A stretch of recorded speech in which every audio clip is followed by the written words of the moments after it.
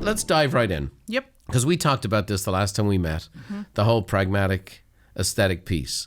And why don't we get to kind of dive in why we've, kind of gone down this road of these two dominant styles of communication and what it actually means to people. And so let's put a little flesh on the bones for folks and let them kind of self-analyze right now a little bit, okay? So we've got two different sides of the spectrum. On one side, we've got the aesthetics. We've got on the other side, we've got pragmatics. So the split is about 55% of the population or more on the aesthetic side, 45 pragmatic. Didn't know that. Decently even split. Okay. Now, aesthetic people, their motivation is for connection and the experience that is being created in the relational system, in the communication.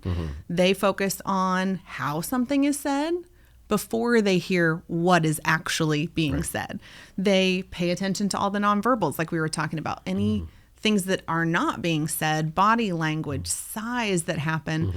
And sometimes they can actually own the body language, own the sigh, own the tone of voice, when it might not be theirs to own at all. Right.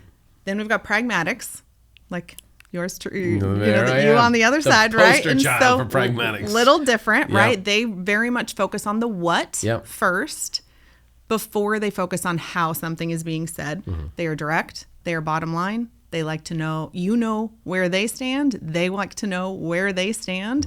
They want you just to say right up front, what do you need from me? Right. How, and so they treat fact, though sometimes, as the whole and complete truth. Right. When sometimes it might just be a small piece of a much larger. So we have a little bit of Dr. Spock, if you will. And the other, I would say, is a little bit of Sally Field. Maybe, yes. Right? Remember when Sally Field, that. she won the Oscar. And she got the Oscar, and she's standing there in front of everybody, and she holds up the trophy, and she goes, they like me. They really, really like me, right? That was what, I want to thank the Oscars and the Academy. And so those kinds of things. I've often said good morning is the classic text, right? So a pragmatist says good morning, which means hello, it's early part of the day, how you doing? And I've had many aesthetic people in my life go, what do you mean by that? Or are you okay? Because they hear good morning, good morning, good morning. It's like the guy that says, oh, this is a fine country. This is a fine country. Like one is a complaint and one's a statement. So there's a little perhaps more EQ available. There's a little more sensitivity available. Again, there can be more opportunity for miscommunication. So talk around this whole dynamic between pragmatic aesthetic and the interplay between the both of them. Yeah, I think the thing to pay attention to with anybody's communication style is that we're meaning-making individuals. So we're going to make up in our head what we don't know. Okay. As opposed to just asking, which I would recommend is like a hot tip here, is just ask if you don't know. Don't make something up in your head.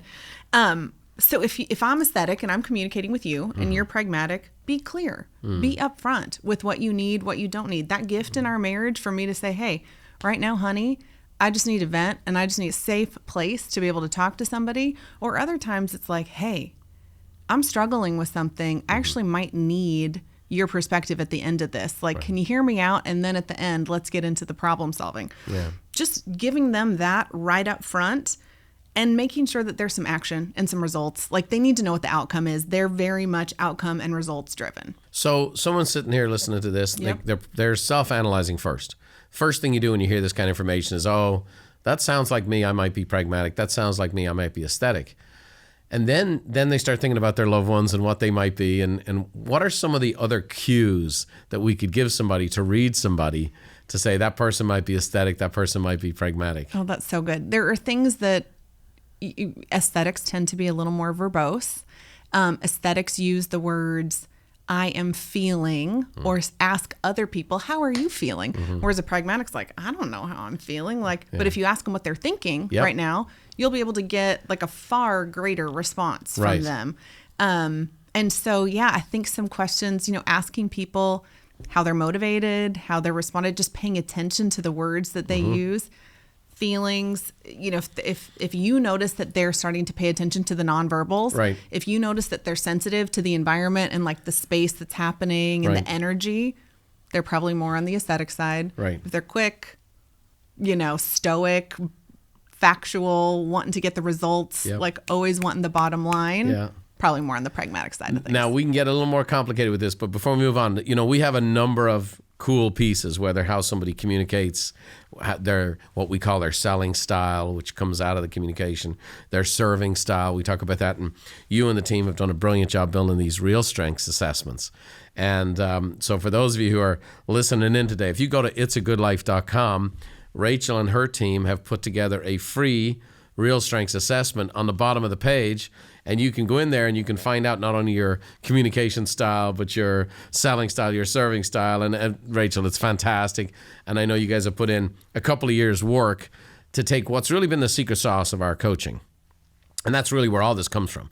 We have produced the highest level of success rate for any coaching company in the world. We have the highest retention rates. We have the highest success rates. And one of the reasons is we help people not only follow a great system for doing business, but we have them do it their way, the way they're wired, right, to get more out of themselves. Thanks for watching. If you want more tips on how to think, feel, and do better, check out these videos too. Oh, by the way, don't forget to subscribe to the channel and leave us a like if you enjoyed the content.